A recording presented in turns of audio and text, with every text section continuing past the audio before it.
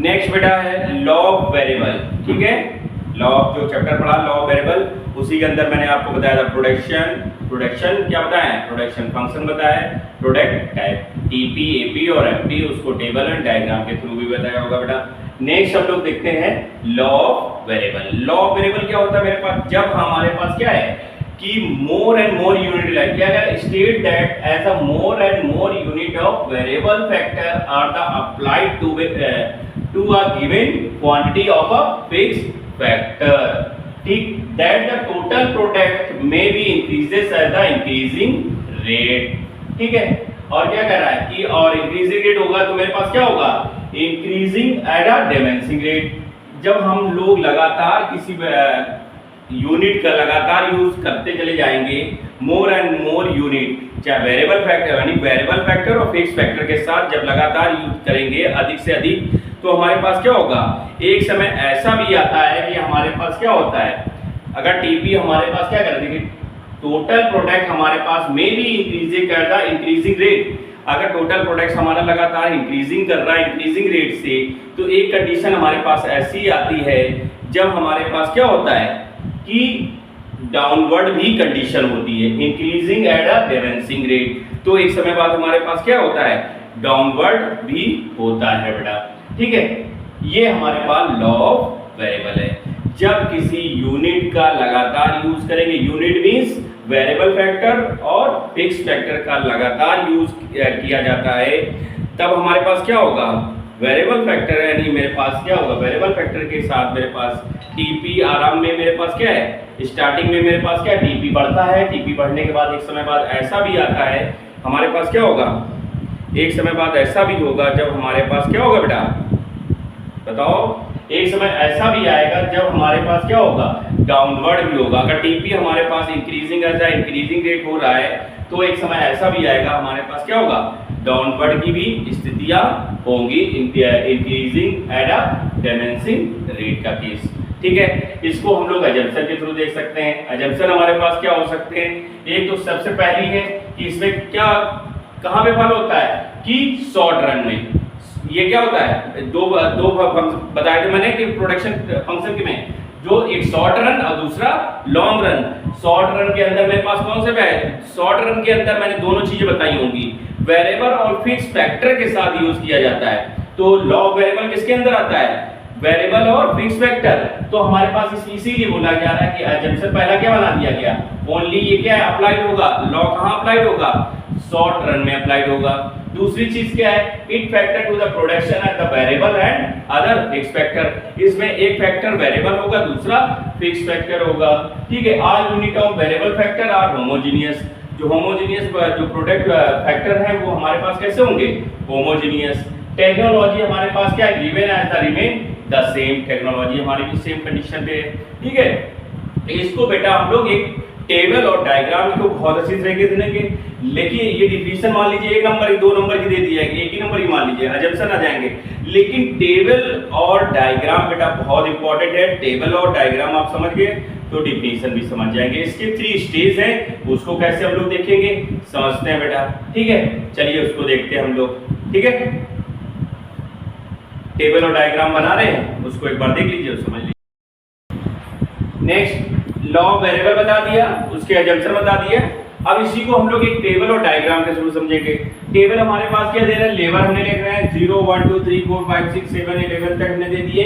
ठीक है, ऐसे हमने क्या रखा है, टीपी दे रखी है। टीपी के लिए हमने क्या रखा है कि 100 200 360 550 ऐसे लगातार हमारे पास क्या कर रहा है, इंक्रीजेस करता चला रहा है। इंक्रीजेस के बाद हमारे पास क्या हो रहा है, एवरेज। अब एवरेज प्रोडक्शन हमने कैसे निकालना बताया, एवरेज प्रोडक्शन निकालने के लिए TP upon 2 TP upon L दे रखा है। एल मींस यहाँ पे लेबर, हमने लेबर के नाम क्या है, वर्कर दे रखा है, तो लेबर जो भी है हमारे पास डिवाइड कर देंगे, तो टोटल प्रोडक्शन अपॉन हमारे पास लेबर दे रखा है, तो डिवाइड करेंगे। जैसे हमने निकालने का भी तरीका हमने आपको पहले भी इससे पहले टेबल बताई है, तो हम कैसे निकालेंगे, 220 दिया जा रहा है, 2 से डिवाइड करेंगे 100 आ गया, 3 से क्या होगा डिवाइड करेंगे 160 आ गया, 130, ऐसे लगातार हमारे पास लगातार हम लोग निकाल लेंगे।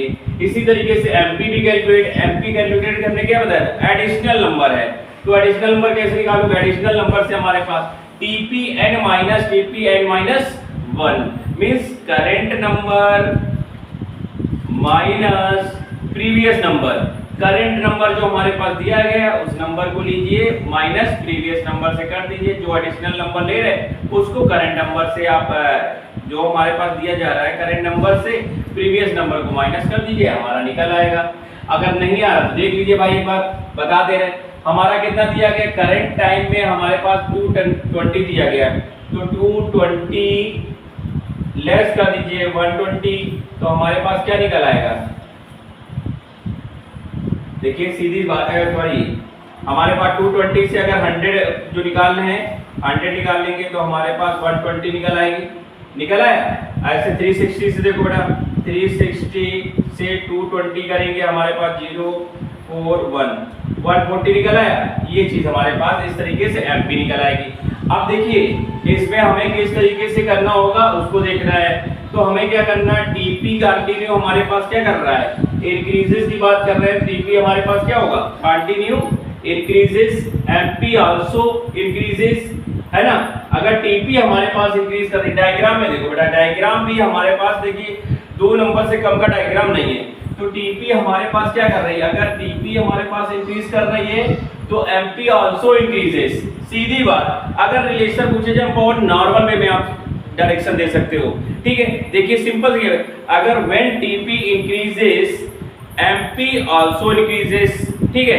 TP increases at the decreasing rate, TP increase तो होगा लेकिन डिक्रीजिंग रेट से होगा बेटा, ठीक है। तो एक ए भी लिख सकते हो, लेकिन एमपी क्या करेगा बेटा, एमपी स्टेट मेरे पास डिक्रीजिंग, हमारे पास क्या है, एमपी हमारी डाउनवर्ड का स्टेटस होगा, ठीक है।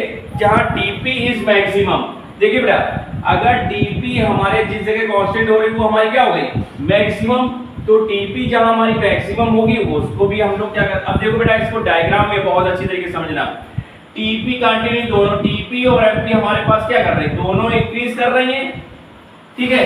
अब अगर यही चीज हम लोग अगर पूछा जहां टीपी हमारी मैक्सिमम होगी बेटा, बहुत अच्छी तरीके से समझो, टीपी जहां मैक्सिमम होगी एमपी क्या होगी हमारे पास 0 होगी। ये 0 यहाँ पे लिख लीजिएगा, ठीक है। तो हमारे पास क्या होगी, 0 होगी।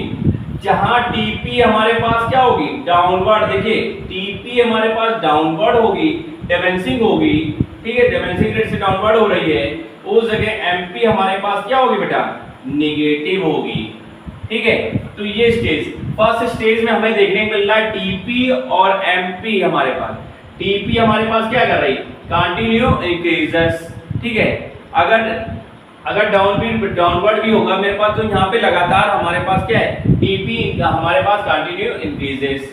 सेकेंड स्टेज का अगर देखा जाए तो सेकेंड स्टेज हमारे पास क्या दिखा रहा है, सेकेंड स्टेज में हमारे पास यहाँ पे शो कर रखा है कि अधिकतर मेरे पास डिक्रीजिंग रेट है, यहाँ पे भी डाउनवर्ड हो रहा है, यहाँ पे भी डाउनवर्ड एपी में हो रहा है, और यहाँ क्या डिक्रीजिंग रेट से डाउनवर्ड हमारे पास हो रहा है, यानी ज्यादा बढ़ नहीं रहा है लेकिन डिक्रीजिंग रेट से हो रहा है।